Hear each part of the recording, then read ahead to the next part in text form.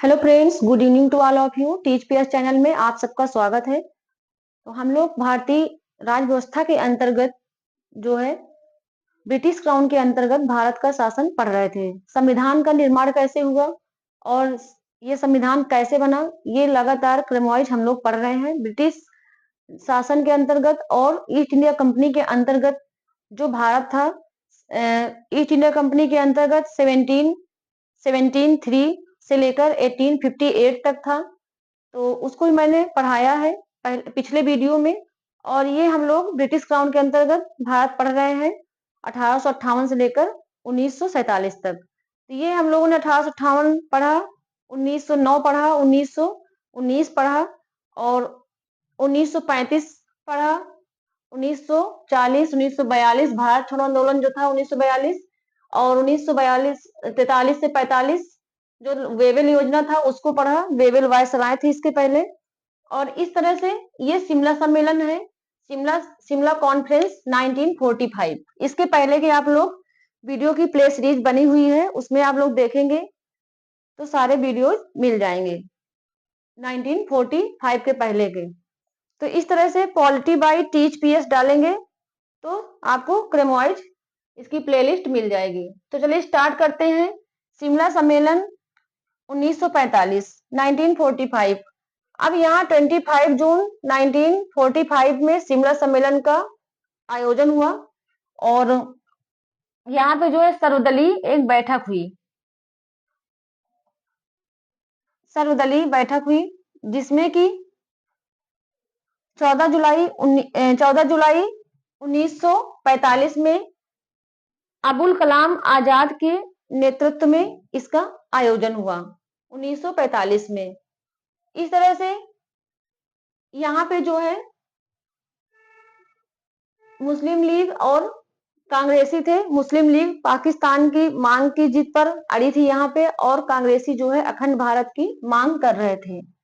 इसके लिए यहाँ पे कैबिनेट मिशन एक तैयार किया गया 1946 में। कैबिनेट मिशन जो है 1946, 1946। इसमें द्वितीय विश्व युद्ध के पश्चात, द्वितीय विश्व युद्ध 1939 से लेकर ये यहाँ 1942 तक चला। भारत छोड़ो आंदोलन जारी हुआ 1942 में। यहाँ गांधी जी भी थे, सरदार वल्लभ भाई पटेल थे, सुभाष चंद्र बोस, ये सभी लोग थे। करो या मरो का नारा गांधी जी ने दिया भारत छोड़ो आंदोलन में। फिर इसके बाद वेवेल योजना शुरू हुई और इसके बाद द्वितीय विश्व युद्ध यहाँ पे 1946 तक खत्म हुआ। इसके पश्चात ब्रिटेन में 1945 के हुए आम चुनाव में, यहाँ पे चुनाव हुआ 1945 में। सर क्लीमेंट एटली जो यहाँ के प्रधानमंत्री थे ब्रिटेन के, सर क्लीमेंट एटली ब्रिटेन के प्रधानमंत्री थे। इनके नेतृत्व में लेबर पार्टी की उदारवादी दृष्टिकोण सरकार बनी यहाँ पे। ठीक है, उदारवादी दृष्टिकोण की सरकार बनी। और 14 मार्च 1946 में एटली ने, जो प्रधानमंत्री एटली थे, एटली ने दिल्ली के हाउस ऑफ कॉमन्स में यह घोषणा की, यह अनाउंसमेंट किया 14 मार्च 1946 में। किसने की? एटली। कौन थे? प्राइम मिनिस्टर ब्रिटेन के। इन्होंने उद्घोषणा की कि भारतीयों की स्वतंत्रता का अधिकार भारतीयों को मिलना चाहिए, भारतीयों को स्वतंत्रता का अधिकार मिलना चाहिए। इस तरह से इनके जो है अध्यक्षता में 3 सदस्यीय कैबिनेट गठन किया गया। 3 सदस्य थे इस कैबिनेट मिशन में। कौन कौन से थे? टेनफोर्ड क्रिप्स जो व्यापार बोर्ड के अध्यक्ष थे। ठीक है, टेनफोर्ड क्रिप्स व्यापार बोर्ड के अध्यक्ष थे ये। और ये कौन थे? लॉर्ड पैथिक लॉरेंस भारत सचिव थे। ठीक है, भारत सचिव थे। और एवी एलेक्जेंडर, ये कौन थे? नौसेना मंत्री थे। ठीक है, नौसेना मंत्री एवी एलेक्जेंडर। तो इस तरह से ये 3 सदस्य थे, व्यापार बोर्ड के अध्यक्ष, भारत सचिव और सॉरी यहाँ पे लिख दिया नौसेना मंत्री। कौन थे? ये एवी एलेक्जेंडर।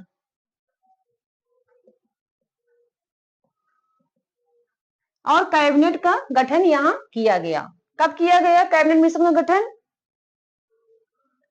ये किया गया जो है, इसकी रिपोर्ट 16 जुलाई 1946 को ये प्रस्तुत किया गया। तो 16 जुलाई 1946 में इसका गठन किया गया। इस तरह से अंतरिम सरकार के इसमें क्या हुआ कि जब कैबिनेट मिशन ये बनाया गया तो इसमें अंतरिम सरकार के लिए बनाया गया कि अंतरिम सरकार का गठन होगा यहाँ पे, और जो है 1 लाख जो भारतीय होंगे उसमें 1 लाख की जनसंख्या में प्रतिनिधि एक चुना जाएगा यहाँ पे, और संविधान का निर्माण होगा और यहाँ योजनाएं बनाई जाएंगी जो कि भारतीय होंगे, प्रांतीय सुशासन होगा। इस तरह से यहाँ पे अंतरिम सरकार का गठन किया जाएगा। तो इसकी योजना यहाँ पे इसमें बनाई गई कैबिनेट मिशन में। अब इसके अंतर्गत जो है यहाँ मुस्लिम लीग जो थे, यहाँ पे दोबारा अंतरिम सरकार यहाँ बन जाती है। ठीक है, अंतरिम सरकार बनी यहाँ, और अंतरिम सरकार कब बनी? 1946 में। 24 अगस्त 1946 को अंतरिम सरकार के गठन की घोषणा की गई, और 2 सितंबर 1946 को पंडित जवाहरलाल नेहरू के नेतृत्व में इसका गठन किया गया। किसका? अंतरिम सरकार का। अब यहाँ पे जो है मुस्लिम लीग और कांग्रेसी थे, यहाँ पे दोबारा चुनाव हुआ, और जो लॉर्ड वेवेल थे उन्होंने पंडित जवाहरलाल नेहरू को ये प्रस्ताव भेजा, निमंत्रण भेजा कि यहाँ पे इसका गठन किया जाए, और इसके लिए कैबिनेट मिशन दिल्ली पहुंचा और इसका जो है यहाँ पे प्रस्ताव रखा गया। 24 अगस्त 1946 को अंतिम सरकार गठन की घोषणा की गई। इसमें जो है मुस्लिम लीग जो थी वो बहुत ही कम यहाँ पे वोट पाए थे, और कांग्रेसी जो थे उनकी ज्यादा वोटें थी। इस तरह से यहाँ पे मुस्लिम लीग पहले शामिल नहीं हुए, लेकिन बाद में जो है इनके 3 सदस्य शामिल हो गए। इसमें लियाकत अली खान जो थे, अब यहाँ पे समझिए 2 सितंबर 1946 को पंडित जवाहरलाल नेहरू के नेतृत्व में इसका गठन हुआ। किसका गठन हुआ? अंतरिम सरकार का। ठीक है,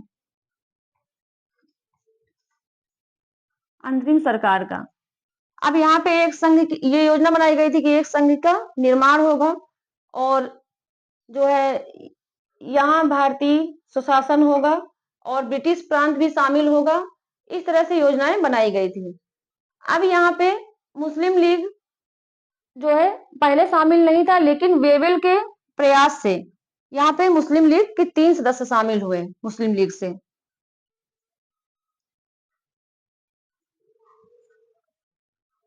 लीग के 3 सदस्य शामिल हुए, और पहले 13 सदस्य कांग्रेसी थे। ठीक है, एक मिनट।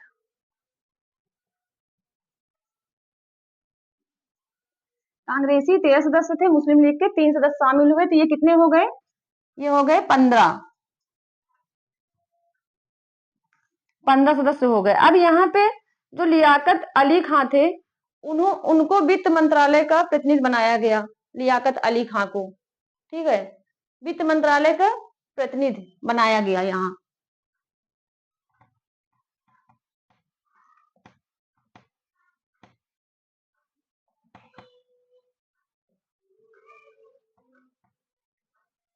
किसको? मुस्लिम लीग से बनाया गया था, लियाकत अली खां को। तो इन्होंने क्या किया? ये पाकिस्तान के लिए लड़ने लगे।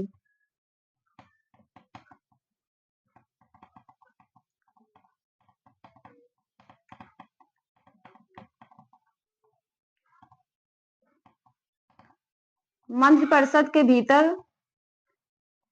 ये मंत्रिपरिषद में अब बैठ गए, और अब ये सरकार ये भी इसमें शामिल हो गए थे, लियाकत अली खां। तो इन्होंने जो है पाकिस्तान के लिए लड़ना शुरू कर दिया था यहाँ पे।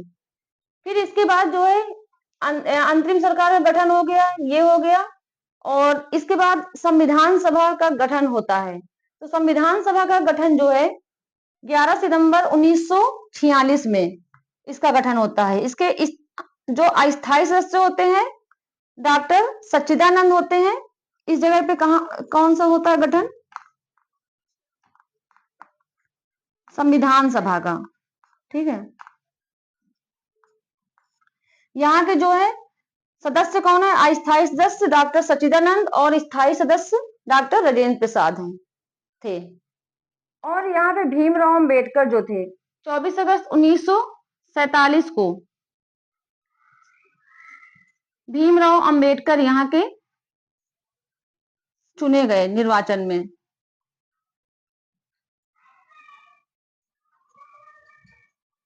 भीमराव अंबेडकर, डॉक्टर भीमराव अंबेडकर 24 अगस्त 1947 में यहाँ पे चुने गए